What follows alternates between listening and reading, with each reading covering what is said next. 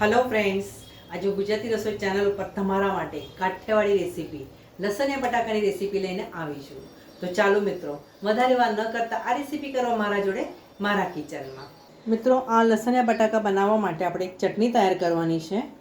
આ માટે મેં અહીંયા લસણ લીધું છે, 15 થી 20 કળીઓ લીધી છે। મિત્રો, કળીઓ નાની નાની છે એટલે મેં વધારે લીધી છે, મોટી હોય તો તમે 10 થી 12 લઈ લેજો। આ લસણને તમારે થોડું વાટી લેવાનું છે। મિત્રો, આમ તો તમે આ ચટણી મિક્સરમાં પણ તૈયાર કરી શકો છો, પણ આ રીતે કરશો તો જરા ખાવામાં વધારે મજા પડશે।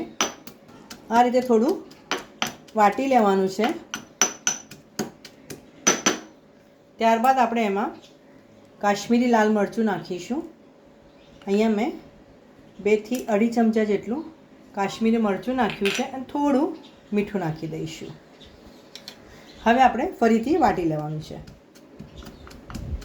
અને આ રીતે એક લસણની ચટણી તૈયાર કરવાની છે। આ રીતે તમારે ચટણી વાટી લેવાની છે। જુઓ, આ રીતે લસણની ચટણી વાટીને તૈયાર થઈ ગઈ છે। હવે આપણે શાક બનાવી લઈશું।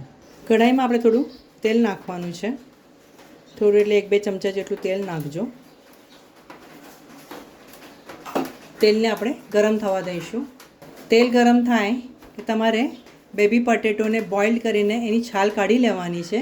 મિત્રો, આ બટાકા બાફતી વખતે તમે એક જ સીટી વગાડજો, ત્યારબાદ ગેસ બંધ કરી લેજો।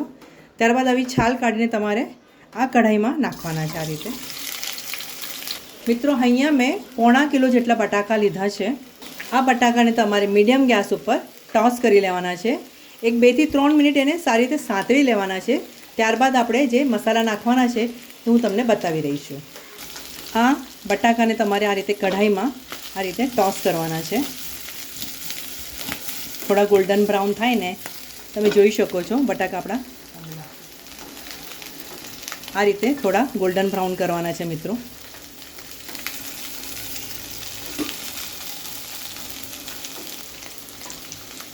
ત્યારબાદ આપણે એમાં લાલ મરચું નાખીશું।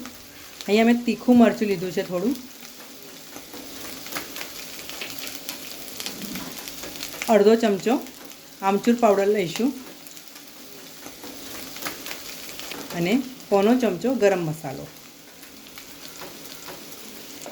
મિત્રો, હવે આપણે ફરીથી એકવાર એને આ રીતે ટોસ કરી લઈશું। તમારા બટાકા સારી રીતે મસાલાથી કોટ થઈ જાય એ રીતે તમારે ટોસ કરી લેવાના છે। અહીંયા મેં ગેસ મીડિયમ જ રાખ્યો છે।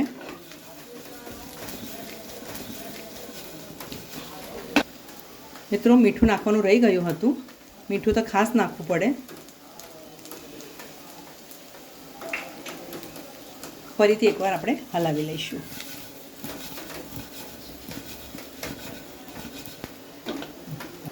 જે કઢાઈમાં આપણે બટાકા ટોસ કર્યા હતા એમાં જ હવે આપણે આ શાક કરીશું। 1 થી 2 ચમચા જેટલું તેલ લઈશું। તેલને હવે આપણે થોડું ગરમ થવા દેવાનું છે। મિત્રો, તમને સાઈડમાં અવાજ આવતો હશે, વરસાદ પડી રહ્યો છે। હા મિત્રો, હમણાં વરસાદની સિઝન ચાલી રહી છે, તો આ વરસાદની સિઝનમાં તમે આ શાક જરૂરથી ટ્રાય કરજો। અને આ લસણિયા બટાકા જો તમે બાજરાના રોટલા ખાશો ને તો ખાવાની તમને ઘણી મજા પડશે। ચાલો, હવે આપણે તેલ ગરમ થઈ ગયું છે। હવે આપણે એમાં 1 ટીસ્પૂન જીરું નાખીશું,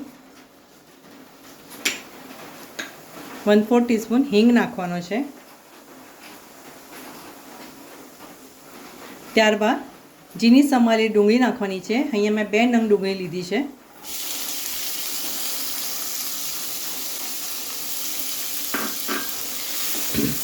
ડુંગળીને તમારે ગોલ્ડન બ્રાઉન થવા દેવાની છે।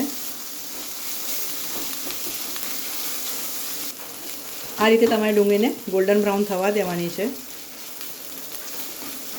હવે આપણે એમાં ટામેટાં નાખીશું।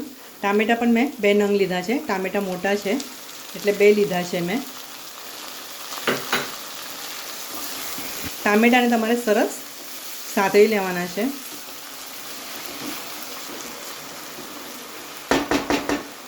મિત્રો, આ સ્ટેજ ઉપર હું થોડું મીઠું નાખી દઈશ, શાકમાં જે જરૂરી છે એટલું। મિત્રો, ચટણી બનાવીને લસણની ચટણી એમાં પણ મેં મીઠું લીધું છે, બટાકા ટોસ કરતી વખતે પણ મીઠું લીધું છે અને આમાં થોડું મીઠું નાખ્યું છે। એટલે હવે ફરી મીઠું નાખવાની જરૂર નહીં પડે. મીઠું નાખવાથી કેવું ટામેટાં તમારા જલ્દી સંતળાઈ પણ જશે.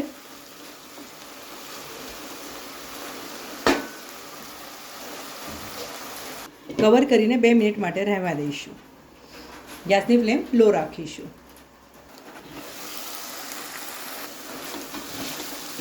ટામેટાં સરસ સંતળાઈ ગયા છે.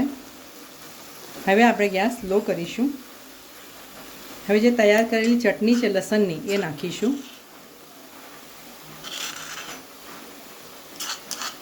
બધી જ નાખી દઈશું.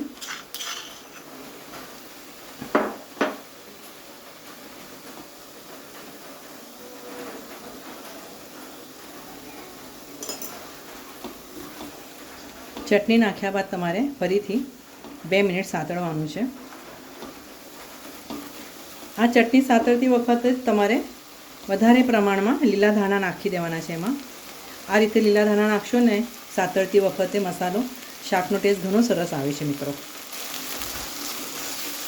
લસણ કેવું આપણે કાચું જ વાટ્યું છે ને એટલે એને 2 મિનિટમાં આપણે એનો કાચો વાસ નીકળી જાય ત્યાં સુધી સાતળવાનું છે. હવે આપણે થોડો અડધી ચમચી જેટલો ગરમ મસાલો નાખીશું. 1.5 થી 2 ચમચા ધાણા જીરું નાખવાનું છે.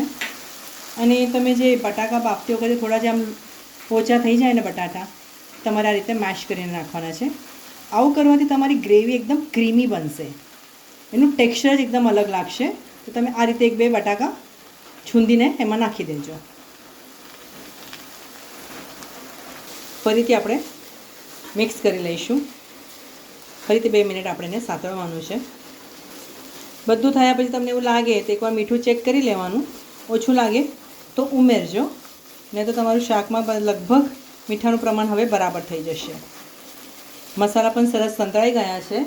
હવે જે આપણે બટાકા ટોસ કરી રાખ્યા છે ને મિત્રો એ નાખી દેવાના છે.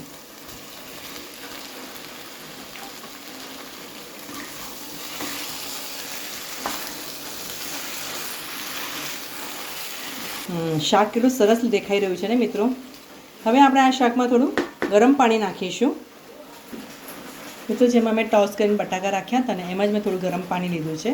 હવે આપણે એમાં ગરમ પાણી નાખીશું. બટાકા તમારા બાફેલા જ છે એટલે વધારે તમારે શાકને કૂક નથી કરવાનું. એ પ્રમાણે તમે ગ્રેવી તૈયાર કરજો. ટપ ટપ પતરા ઉપર પાણી પડી રહ્યું છે મિત્રો. વરસાદ જોરમાં જામેલો છે અને આપણું લસણિયા બટાકાનું શાક પણ ખાવા માટે તૈયાર થઈ ગયું છે. હવે આપણે આ શાકમાં પાણી નાખ્યું છે. 2 થી 3 મિનિટ એને તમારે કવર કરીને રાખવાનું છે. તમને લાગે કે તમારે થોડી ગ્રેવી કરવી છે તો તમે કરી શકો છો, નહીં તો આ ગ્રેવીનું પ્રમાણ એકદમ બરાબર છે.